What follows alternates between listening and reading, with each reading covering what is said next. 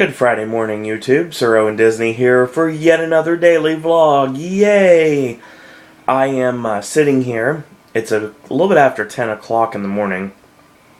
And I wanted to get this out to you guys before I left for the day because I don't think it's fair for the ones that do wait for this video to have to wait all night for it. So, I'm going to throw you guys a freaking bone here. And I'm going to give you this vlog right now. Yesterday was a really interesting day. It was like a hodgepodge of interestingness. We went to Applebee's last night. Actually, no, that was a couple days ago. We went to B-Dubs last night. It was very interesting. Me and my mom went to B-Dubs the first time we've been to B-Dubs in a couple weeks. So I played a little bit, and that was fun, and got some really awesome food. Oh, by the way, if you like the Parmesan garlic flatbread, I don't know if anybody does, but if you like the Parmesan garlic flatbread, and you don't like it that it's grilled chicken, you can actually substitute for crispy chicken. So that's a little heads up if you didn't know that. And it was phenomenal, and that was really cool. So I came back here. I've uploaded some more videos. Like I said, I found 3 new videos, and I put them on the YouTube channel. And, excuse me, I watched Impact, and of course, now I want to tell you about Impact. We are still live to tape in the UK, and one of those previously on Impact starts us off. Of course, Hulk Hogan reinstating Bully Ray, and he signed the tables match for tonight between Sting and Bully Ray against 2 members of Aces and Eights, which I called successfully to be Doc and Devon. And of course, at the end of the show, Wes Briscoe and Garrett Bischoff showed their true colors by revealing they were members of Aces and Eights when they jumped Kurt Angle in the cage after his match with Mr. Anderson. So, like I said, we're still in Manchester. Excuse me. This is weird weather today. I mean, honestly, we've got like 20s, 30s, now we're up to 40s. I think we're in the 40s right now. Supposed to get up in the mid-50s by the day. And by Sunday, it's supposed to be mid-50s for sure. So, really interesting weather. I mean, maybe spring has sprung. It's very possible. Punxsutawney Phil's actually right this time around. So, Todd Kennedy welcomes the crowd. And I am, of course, at 411mania.com once again. Here comes Aces and Eights down in the ring. Devon, Mr. Anderson, Doc, Mike Knox, Briscoe, and Bischoff. And, of course, the masked member, who has the body type of Chris Harris. So the fact of Chris Harris still being in Aces and Eights is still a possibility. But I don't know. And of course, obviously, the so-called higher power is not there because they don't want to reveal who that is. Even though Eric Bischoff has been doing the voice for the higher power in the promos in the back. The garbled promos, like the Black Scorpion style promos. So, they get in the ring, and Devon basically gets on the mic and says they're going to dominate 2013, and they're going to kick the front door into TNA. We had a video package right after that basically talked about all the Aces and Eights attacks, and mainly focusing on the one with Kurt Angle, where they destroyed him and pretty much revealed Briscoe and Bischoff to be members. So we get back to the ring, and Devon introduces the members. Now, Garrett Bischoff, who's somewhat growing on me slowly, of course, has his dad's patented fake smile.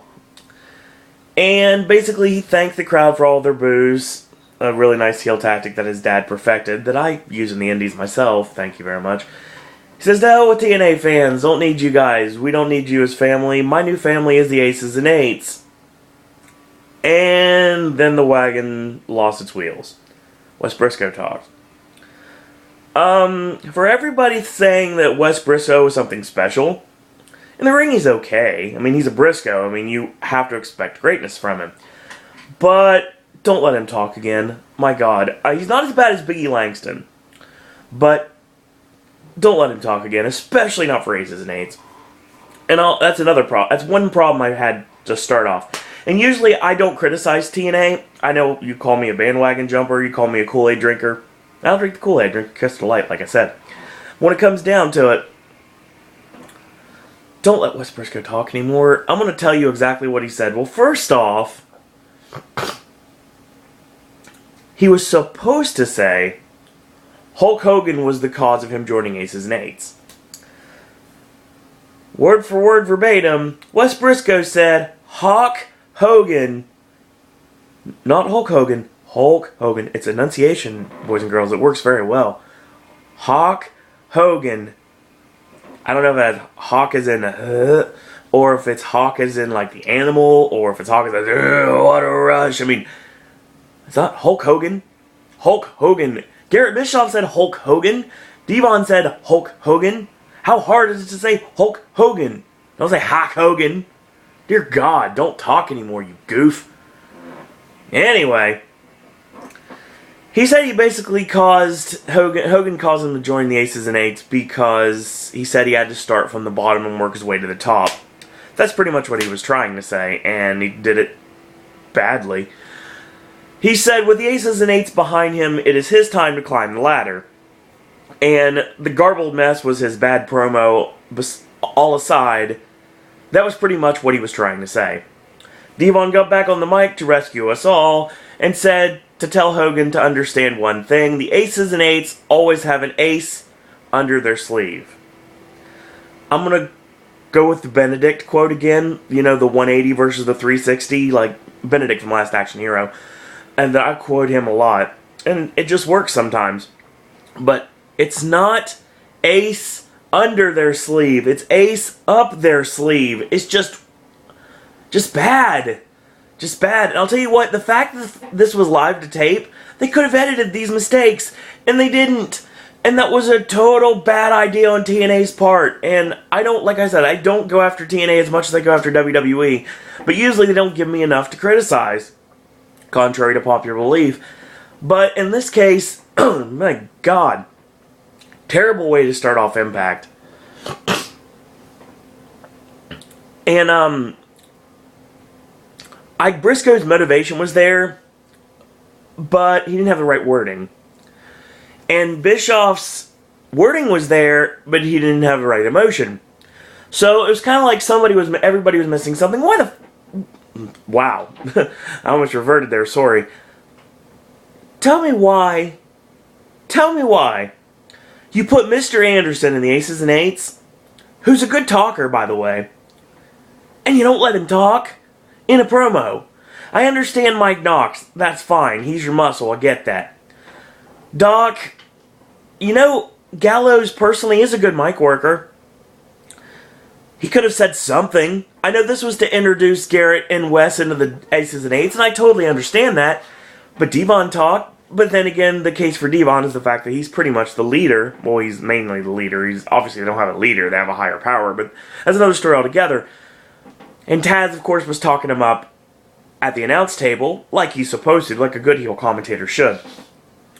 But no Mr. Anderson. So that was a fail. But it's just, goodness gracious. God knows what they actually edited it out, what they actually did edit it out. So Tara and Jesse, the Hollywood power couple, are backstage, and they're whining to Brooke Hogan, talking about how they're having to fly coach to the United States. Sorry, that probably as well. Trying to fly coach to the United Kingdom. And Brooke scolds them, says, "Why are you being so selfish?" Bans Jesse from ringside for Tara's non-title match against Miss Tessmacher later on in the program. And Jesse's like, "What am I supposed to do?" And Brooke says, "Go get me a coffee." Throwaway segment, but introduce the fact that we have a knockouts match later on in the night between Tara and Tessmacher, the former TNT. So we get Kenny King coming to the ring, and of course I'm a huge proponent of Kenny King. I was a big fan of the All Night Express in Ring of Honor, and I really wish Rhett Titus would have joined Kenny King in TNA. But obviously that was not to be, and now Kenny King's a singles competitor. Don't forget, Kenny King has come a long way. Kenny King, this is a really interesting match actually, as is, because Kenny King, of course, started off, he was in Tough Enough. Kenny King was part of Tough Enough. And he worked his ways into the Florida Independents, and now he's finally in TNA. And of course, he got to Ring of Honor, and now he's back. Now he's in TNA. And Zema Ion, of course, he started out in the backyards with us as Shima Zion, and he worked his way through the Pennsylvania Independents. And he worked his way, he went to Japan, he went to Mexico, went to Puerto Rico, and now He's in TNA. And Rob Van Dam, who is, of course, the X Division champion, started off in WCW as Robbie V, and he worked his way into ECW, made a name for himself. Of course, he went to Japan with ECW and ended up in the WWE as World Heavyweight Champion. He was on top of the world. Then him and Sabu got busted for pot in outside of West Virginia. And lo and behold, done the party on his push, and he's in TNA now. So, interesting backstory for all three of these guys, starting from scratch and working their way here to the big time. Now, I know a lot of you fans would not call TNA the big time, but face it, folks, we've got two main companies. Vince does own the monopoly, I get that, but TNA is still a place to be if you can't make it in the WWE. And even if you can make it in the WWE, some people just want to work the lighter TNA schedule. But we get a three-way matchup here. It's kind of messy. It's really, really messy in some places. And we're going to go to the finish here. I did enjoy the match overall. I mean, like I said, it was very spotty. And in X Division matches, there's fast-paced, and then there's rushing through something. And I learned when I was trained a long time ago, you don't rush. And that's what they did in this match. They rushed like they were trying to get everything in a small amount of time. And apparently they only had about 6 minutes, and that's how much the match went. So we're going to go to the finish here. Not verbatim, but I'm going to read it here from the website. So, we go for double knees from Kenny King, hits Shima, knocks him down, goes for the Northern Lights suplex, goes for the pinfall right there. He bridges up Van Dam on the top, hits the 5-star frog splash on Kenny King, and breaks up the count, and Shima's already down from the shotgun knees. Well, actually not shotgun knees in this case, he caught the knees on the moonsault, and that was pretty much enough to put him down. Van Dam pinned Shima Zion, and that's going to be the pinfall right there. It was fine. The fact that he frog splashed Kenny King to get the pinfall on Kenny King, that makes sense. But he pinned Shima Zion, who was only down from catching the knees on a second rope moonsault. Doesn't really make much sense. But he hit the 5-star on Kenny King, and that was not to pin him, it was to knock him out of the way. Interesting booking right there on a finish. So RVD is still the X Division champion. And of course, we go back to last year, where Austin Aries at Destination X gave up the X Division title to get a shot at the World Heavyweight Championship. And that's, of course, when he beat Bobby Roode and he won the World Heavyweight title, and he had that really nice reign as champion. I don't know if they'll go with that this year. We have 4 pay-per-views for TNA that are not one-night onlys. 4 basic pay-per-views. We've already had Genesis, we've got Lockdown, we've got Slammiversary, and we've got Bound for Glory. And they're spread out throughout the year. Now, Destination X is not one of those pay-per-views. Now, there is an X Division pay-per-view, and maybe they talked about it, but I'm pretty sure the X Division pay-per-view is when RVD faced Jerry Lynn. So, I don't know. I don't know if they'll forget this or if this will be brought up on Impact. But truth be told, Van Dam could give up the X Division Championship and get a shot at the World Heavyweight title. Van Dam and Jeff Hardy, yeah, it might be a little bit spotty, but it should be pretty good, because their last matches were when RVD was the TNA World Heavyweight Champion. So Austin Aries is shown backstage talking with Bobby Roode, and they're talking strategy. They're talking about not following one's lead, they're talking about starting their own path. And Aries says once they win, everyone will follow their lead. So later tonight, of course, via the win over Hernandez last week on Impact, Austin Aries and Bobby Roode have earned a TNA World Tag Team title shot, and you'll see that match later on in the evening. So in the next video, we talked about British Boot Camp, and I'm going to start with British Boot Camp real quick. British Boot Camp was just basically just a, it didn't run down the entire program, but it showed a bunch of highlights. Like, all the different things that you saw. And I'll tell you right now, I watched every single episode of British Boot Camp, and I think the Blossom Twins are absolutely beautiful. And they definitely can work. And there is definitely a spot for them in TNA. And I think they fit really well in TNA. So, there's that. Then there's Party Marty, who is really good. He's really charismatic. And he's a great babyface. And I think a program with Robbie E probably was what the doctor ordered. But he didn't win. But my choice was Rockstar Spud. obviously I'm always going to go for the heel. It's not necessarily the underdog, given the fact that Rockstar Spud is probably shorter than I am. But I'm going to go with the fact that Rockstar Spud he had all the charisma. He had all the natural heel charisma. And that was awesome. And he could actually go in the ring. And their match they had on the final episode of British Boot Camp was pretty good. And I think Rockstar Spud's going to be a really good addition to the TNA roster. Down the road, I think Party Marty and the Blossom Twins will also be great for the roster. Because you have Knockouts tag team titles in one promotion. And you got WWE, which really doesn't care about their Knockouts division, obviously. And they're not really trying to build it, even though they have Sarah Del Rey as their trainer. It just baffles my mind. And then you got Kong, who's lounging away in the independents right now. So, anything could go. I want to see Kong back in TNA in 2013. I think it might happen. Depends on what kind of heat she has with management still. Over the stuff that happened with Todd Clem at the Haiti benefit, and just... If you don't know anything about what happened between Todd Clem and Amazing Kong, then go look it up. And oh, by the way, I'm not trying to sound smart here. I don't like the name Bubba the Love Sponge, and I never have. And I think he's a ginormous goof and a huge mark for himself. So, needless to say, I don't want to talk about him. It's kind of like how I don't call him Kid Rock, I call him Bob Ritchie, because I don't like Kid Rock. I legitimately hate Bob Ritchie. And I don't like Eminem, as anyone knows. I call him Marshall, and I mean, you calling people by their real names is kind of disrespectful for me. So it's totally the opposite of wrestling.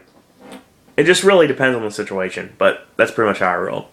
So Rockstar Spud wins, and that was pretty awesome. And I was very happy he won, because he deserves to win. And that was just a video package to segue us into Bruce Pritchard and D'Lo Brown talking about how they pretty much are the reason why Wes Briscoe got in the company. They're the person who, at the end of the day, they're the people who actually brought him in and gave him that gut check match. Even though they basically they basically say that Kurt Angle was the reason why they took a chance on Briscoe, and Briscoe used Kurt Angle to get into the company. But at the end of the day, of course, it's their fault. Pritchard basically said there's going to be hell to pay when Angle returns. And, like I said, they're the ones responsible for bringing him to TNA. Next you see Jesse in the ring, and he says Brooks bans him from ringside during Tara's match, but he's going to give the crowd just exactly what they want, a pectacular photo. So Mr. Pectacular strikes a pose in his best Vogue manner, and James Storm comes out. So, Storm basically says the crowd's not here to take pictures. They're here to drink some beer and watch someone get beat up. And that's exactly what he's going to do tonight. He's going to beat him up, he's going to kick the crap out of him, and then he's going to drink some beer, and then he's going to show Jesse's teeth to him. And he says, call your dentist. And of course in the UK that's kind of funny. But no offense to any British listeners, but it's a stereotype, sorry. But when it comes down to it, interesting about commentary tonight, Taz, of course, during the Aces and Eights segments, and when Aces and Eights were mentioned, very heelish. When not in the ring, or not being mentioned, Taz was back to his normal self, even joking around with Todd Kennelly. Kennelly, of course, brought up ECW during the Kenny King, Shima Zion, and RVD match, talked about the three-way dance, and Sabu wasn't mentioned, obviously, but Taz did mention his tag team partners, who everyone knows would mean Sabu. And in fact, he didn't like tag team matches. And that was later on in the show, but really interesting, strange commentary tonight. And not everybody was on the top of their game either. So we have a very short 3-minute match between Jesse and James Storm. Jesse does get the advantage at one point. And basically, he ends up clipping... I'll go to exactly what happened, and I could pretty much pinpoint that's pretty much what happened. So Jesse puts James Storm in an abdominal stretch. And he doesn't grab the ropes or anything, he poses. So, I mean, that fits his gimmick, so it works fine. He takes the point of his elbow, and usually you drive it in the back to add more pressure, but he didn't do that. He drove it into the back, and then after Storm was down, he followed up with an elbow right to the side of the head. He basically forearmed him right in the side of the head, but in this time he clipped the nose, and he busted his nose. So the rest of the match, Storm was angry, so He's a professional, so it's possible that he beat him for that reason. But then again, he did work with him the rest of the match, so anything's possible. It is TNA after all. So, Storm hits his comeback. He hits the inverted atomic drop. Eye of the Storm, which we never see. It was really nice to see it again. He charges, gets backdrop on the apron. He hits the enziguri kick to the back of the head. And goes off the ropes, hits the reverse neckbreaker. A lot of the normal James Storm offense. Goes for closing time. Tunes up the band. And last call super kick. 1, 2, 3. So, Storm squashes him like a bug. And the review here basically says that James Storm continues to wander around TNA aimlessly. Now, there's not much of a direction for James Storm right now. Because the World Heavyweight title is tied up with Jeff Hardy. And I'm hoping this sticks. Christopher Daniels. And, of course, the Aces and Eights. Who, of course, jumped Jeff Hardy. So there's obviously got to be a reason for that. And the tag team titles, well, I'll get to that in a minute. So, we go to the World Tag Team title match. Chavo Guerrero and Hernandez against Bobby Roode and Austin Aries. Now, I said I would come up with a tag team name for these two. And I mentioned how I disliked heel money. Well, I think this actually might work. So, there's a movie that came out in the 80s that hopefully some of you have seen. I'm sure some of you have, because obviously you're watching my movie videos and my movie review videos, called Wall Street. And in that movie, Michael Douglas plays a very vindictive heel named Gordon Gekko. And Gordon Gekko has a famous saying that I'm sure you've heard in television, movies, music, all your life, called greed is good. Well, how about greed is great? Because, of course, you have the greatest man who ever lived, and Bobby Roode is about greed and money and the stock market, Wall Street. We'll go with his original gimmick here. And the it factor being together. So, I mean, greed is great. It pays to be rude. There's an outro for your promo right there, guys. I think it would work. And, another thing, too.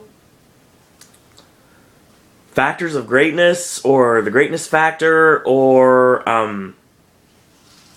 the great factor. That sounds lame. I'm still working on it. So, they have a really, really good match. It goes about 18 minutes, actually. We're going to go to the finish here. I'm going to go back and forth. They went back and forth for quite a while. So, until Aries hooked on the reverse chinlock, Guerrero ended up escaping the hold, tags Roode in, and he cut him off. Roode whips Chavo into the corner, runs into the back elbow. Double down on the double clothesline, and Aries tags in, and hot tag to Hernandez. And he basically press slammed Austin Aries onto Bobby Roode. He hits the corner splash on Aries, and an over-the-shoulder backbreaker, which obviously they don't realize is a version of Colt Cabana's Colt 45, for a near fall, with Bobby Roode making the save right at the nick of time. Backdrops Hernandez to the apron, Supermex springboards into him, goes for that springboard shoulder tackle, and Roode pulls Aries into the way, so he takes the bullet right there. Roode with a chop on Hernandez and a pose, charges Hernandez, and he pounced him, basically. He just charged into him. So, Chavo tagged back in, he hit the Three Amigos, only two of them this time. Aries counters, sends Aries running into Roode, they shove each other, and they start arguing, so there's going to be dissension in the ranks between these new tag team. Roode bails, said, I'm done with this. The hell with you, don't worry about it. So it's over. And he hits the Three Amigos, does Chavo. Hernandez goes for the border toss, and Chavo goes to the top. So, of course, the border toss frog splash combination they finished so many people off with, especially the matches with Joey Ryan and Matt Morgan. But it was not to be, because Bobby Roode runs down to the ring apron. He pulls Chavo off the top, so Chavo's down. Aries low blows Hernandez. They toss Hernandez to the floor. Aries hits the IED, the drop kick in the corner. Pushes. Oh, this was awesome, too. Aries hit the IED in the corner. And instead of letting him fall, he pushed Chavo into Rude, who hits the double R spine buster. Aries goes to the top, hits the 450, and we have new World Tag Team Champions. Great finishing sequence there. Great tag team match. Very much enjoyed this, and I do want to see definite rematches between these two tag teams. I do like this team very much. I like Austin Aries and Bobby Roode, and I like the fact that I called it. I like the fact that they're not really dealing with Jeff Hardy. They're forming a tag team. And it's not really how Hell No's working. I mean, it's kind of like that. But these are both technical superstars. These are both people that actually can go. I mean, there's not really a power guy. There's not really a technical guy. These are two well-oiled technicians. And I'm telling you right now, them holding the belts is a good thing. Because your main tag team, of course, is Bad Influence, which are heels. So, although I would have zero problems with seeing Rude and Aries against Daniels and Kazarian, even though it's heel versus heel, I'm still thinking it's not quite time yet, obviously. And hopefully this is leading towards Chris Daniels winning the World Heavyweight title. Come on, TNA, pull the trigger. Anyway.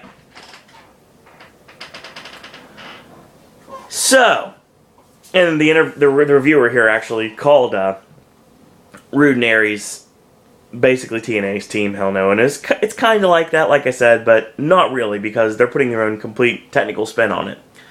So you see Bully Ray and Sting getting ready for their table match, and Brooke is watching on. So, Hulk Hogan, God, I hate you, Wes Briscoe. Hulk Hogan enters the ring, and Sting makes a quick exit, along with Brooke, says they basically need to hash this out. He says it's all on Bully Ray tonight to prove just how wrong Hulk Hogan was about him.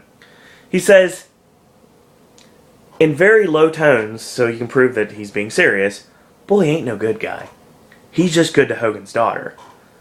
He hasn't forgotten what the Ace and Eights did to him, or Brooke, on their wedding day, or Hogan, or Sting.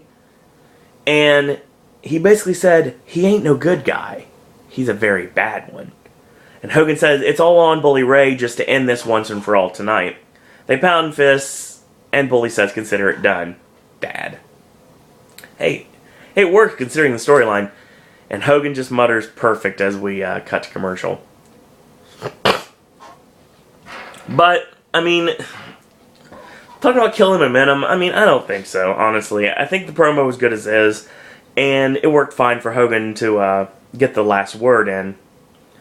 So we basically watched the rise and fall of AJ Styles, which was done in a video package. And I'm glad, because AJ has been a very missed part of the program, but then again, you've missed him, but you haven't realized he was gone, or you haven't realized he's not in the title picture anymore. But when AJ Styles comes back, it's going to be insane, because, of course, via the stipulation, AJ cannot get another TNA World Heavyweight title shot until at least Bound for Glory this year. So, until October of this year, he's not getting a world title shot. So what do you do with AJ? You have him brood for a couple months, and then you have him come back with a vengeance on March 14th when TNA returns to Live Impact on the road in Chicago. So I think that's when you bring AJ Styles back. And don't waste time. I think AJ Styles, the fact that he's off television right now, it works. It works really well for me because it lets the fans care about him again, want them to see AJ Styles again. And the video package brought him back into the spotlight like he belongs. So, up next we had our non-title match between Miss Tessmacher and Tara, so the battle between the former TNT. That's really interesting how Tara basically came out looking like she didn't care, like she was missing Jesse. And she did this many times in the match. She actually would look back and yell, Jesse, and just like she was a lost puppy. But we're going to get to the finish here. There's, of course, in the middle of the match, Tara basically gets stink-faced by Miss Tessmacher, the booty pop that Eve Torres loves so much. I think Miss Tessmacher is a whole lot better because she's a lot more attractive and has a lot better body than Eve Torres does. Come and get me for saying that. Now, so Tara does a version of her own, but Tessmacher ends up with a roll-up for 2 count only. Tara goes for the running clothesline, and 2 count. Tessmacher fights back, and gets caught with another clothesline. So Tara is in control now, but Tessmacher changes it around and hits a series of forearms and a couple of clotheslines, hits a Hurricane Rana, and Tara goes for the...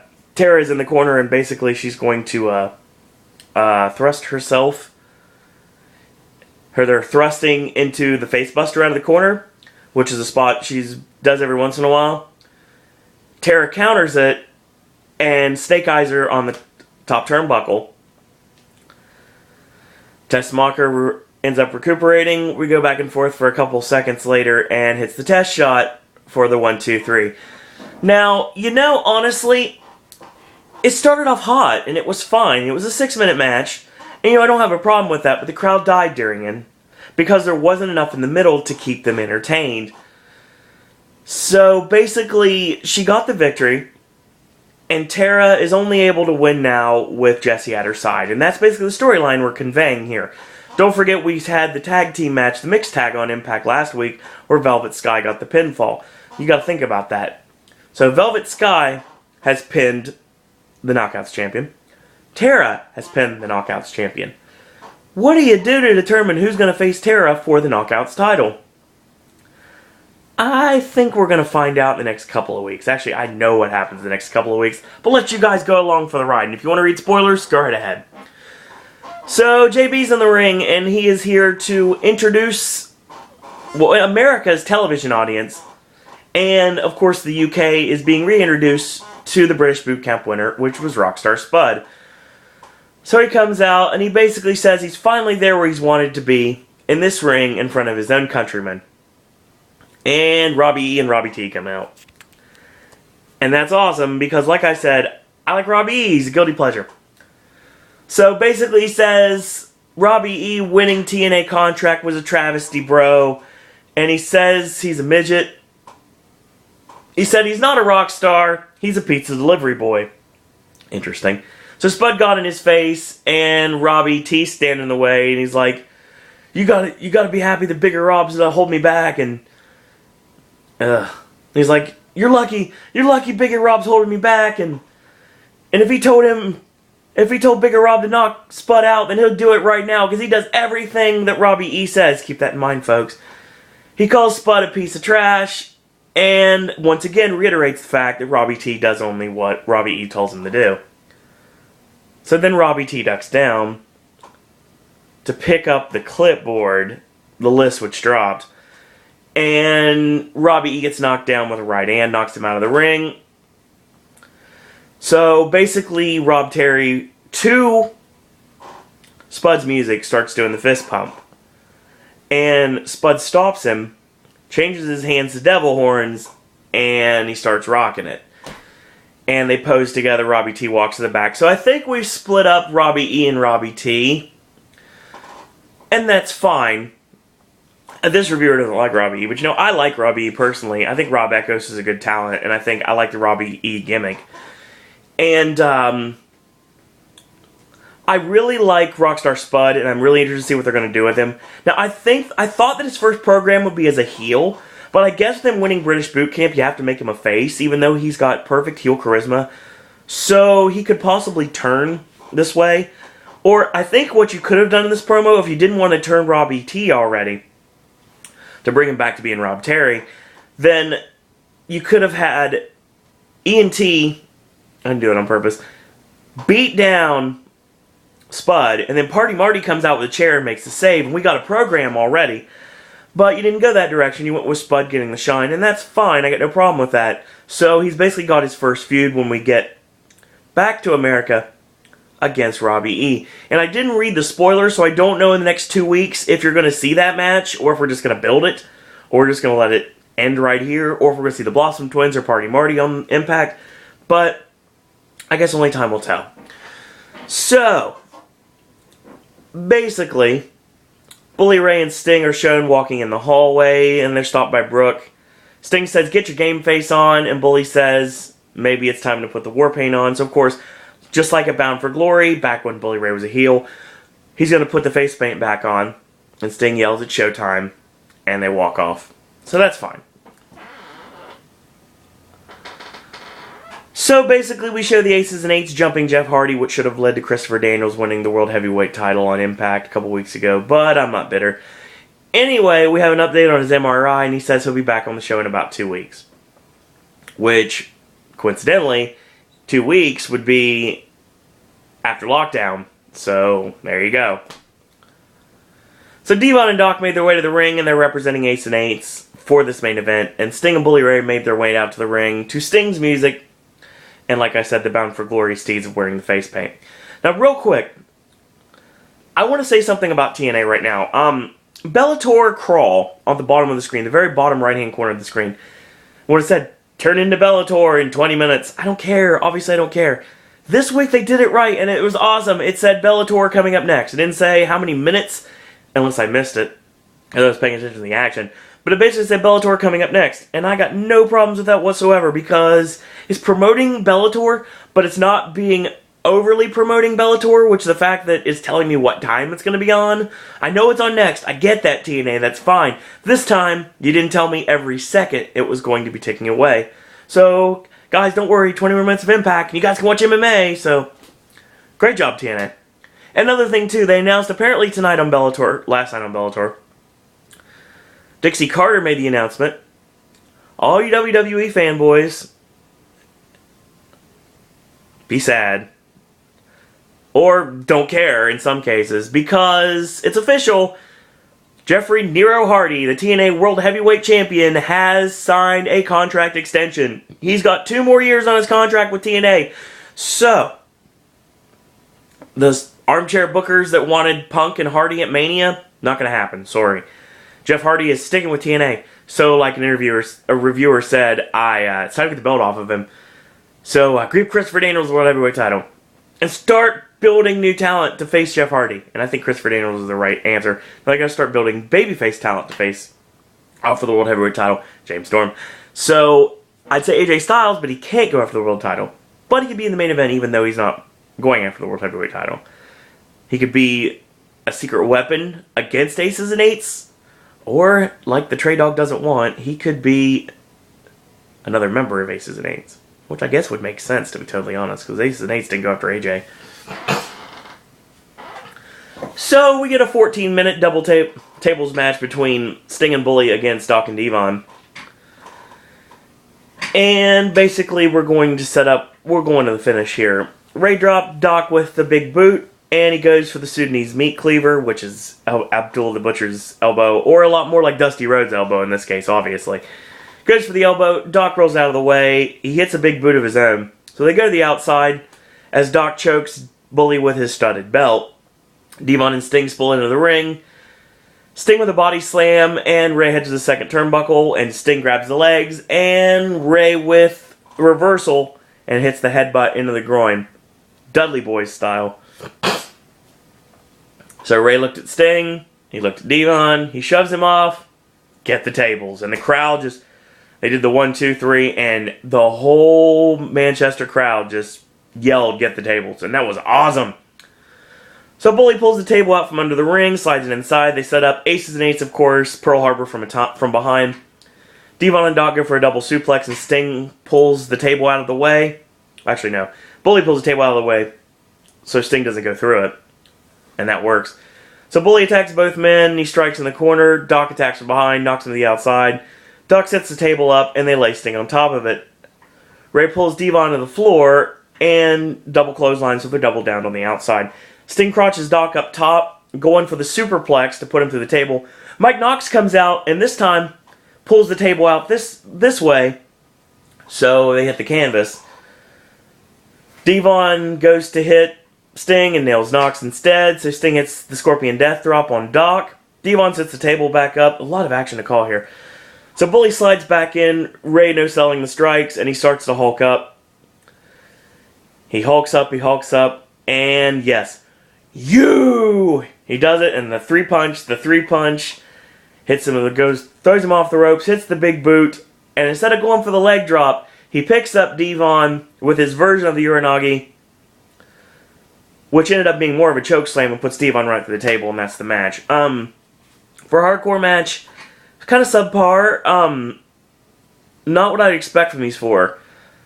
I do like the way the finish went, and I will say once again, and this reviewer obviously agrees with me, you don't need to have aces and eights keep losing. And where was Mr. Anderson in this? He could have been involved in this. I know his beef is with Kurt Angle, I get that. But obviously, all for one, you have to be all about the family. So, where was Mr. Anderson making the save here? Because Anderson definitely didn't do anything on the show, except for pat Garrett Bischoff on the back during the opening promo, and stay completely silent. So, I don't know why they didn't use Anderson. I don't know why they continue to have aces and eights lose. They're not going to have any momentum as a stable if they don't start winning again. It's kind of like what they're doing, what they did with the Nexus. It's kind of like now what they're doing with the Shield. I mean, they're a menacing presence, but it took the entire locker room to get them to powder on Raw Monday night. But when it comes down to it, they're not winning, and they're still running away. It's kind of like aces and eights, so they're still looking weaker. Both stables and both companies are looking weaker. And basically, that was our end of show. Impact started off kind of meh, and I can't really say that. The tag team match between Austin Aries and Bobby Roode against Chavo Guerrero Jr. and Hernandez for the World Tag Team titles, excellent. Now watching it back again, I didn't mind. There was a couple of botches here and there, but Kenny King, Rob Van Dam, and Zema Ion, that was fine. I had no problem with it. James Storm's elongated squash on Jesse, not the greatest. Kind of a boring match between Tara and Tessmacher. But it was fine. I mean, I did enjoy the tag team match. It was worth the price of admission. Basically, what we're doing right now is continuing to make the aces and eights look non-threatening. And I hope on Impact they take care of that problem. And I hope they get them back to being a threat again. Because if they're not a threat, then what are they doing here? I mean, they don't even have merch that fans can buy. Obviously, they're trying to make the aces and eights the cool heels. It's not working, guys. It's basically they're straight up heels. And that's fine. That works just fine unless you're trying to make them cool.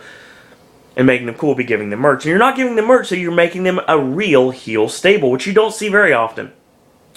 Then again, like I'm sure Aries and Roode will end up becoming, and I'm sure they're already there anyway, they're heels that are going to start being liked anyway. So, nothing you can do right there.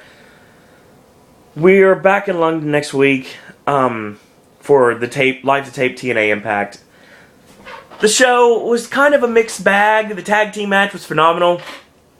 Storyline progression worked fine. Don't ever let Wes Briscoe talk again. And that's pretty much my Impact review. And all you wrestling fans, I will join you Monday for my thoughts on... Actually, no. It's been a long day. All you wrestling fans, I will join you on Tuesday for the Monday Night Raw recap. So you guys can watch those, and if you care to watch them, I've got tomorrow as my plus and minus on Islands of Adventure, Universal Studios Orlando, and Sunday will be AJ's Weekend Movie Reviews, which is Stand Up Guys, Identity Thief, and Side Effects. So, a lot of content coming up in this weekend, folks. Continue to watch the channel, continue to tell all your friends about the channel, subscribe to the channel, and enjoy the ride. And until tomorrow, that's all I got to say about that.